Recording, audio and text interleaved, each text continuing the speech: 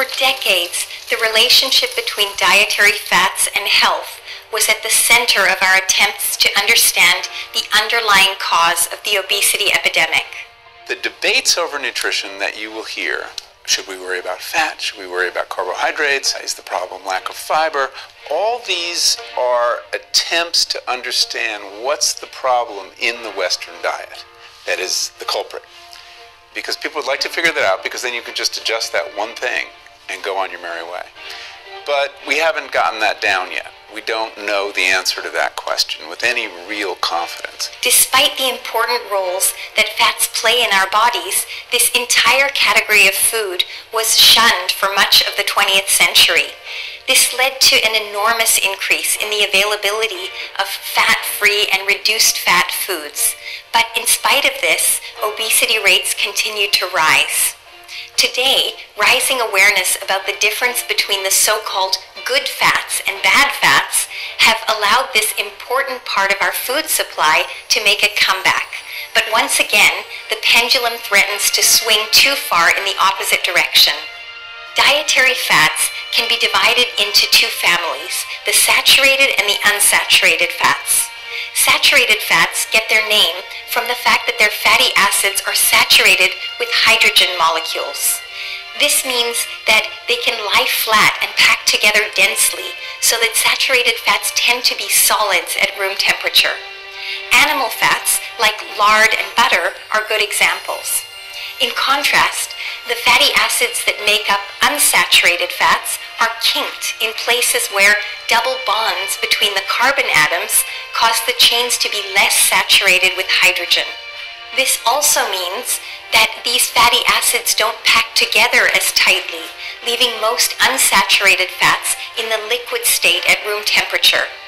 Omega-3 fatty acids are a special kind of unsaturated fatty acid with double bonds in specific positions of the hydrocarbon chain. They're found in high concentrations in fish oil and also to some degree in nuts, flax seeds, and other vegetable oils. Omega-3 fatty acids are the only kind of fatty acid that the human body can't make, so they're essential for our health and they need to be consumed via the food we eat. Unsaturated fats can be naturally occurring, like the fats found in olive oil, nuts, and avocados, or they can be man-made or chemically manipulated to become unsaturated. These are the fats found in some margarines and in the kinds of oils that are often used for repeated cooling and reheating in deep frying machines like the ones used in many fast food restaurants. The problem with chemically engineered unsaturated fats is that the chemical bonds between the carbon atoms are less stable, so they easily flip into a trans orientation rather than a cis orientation, and this is where we get the name trans fats.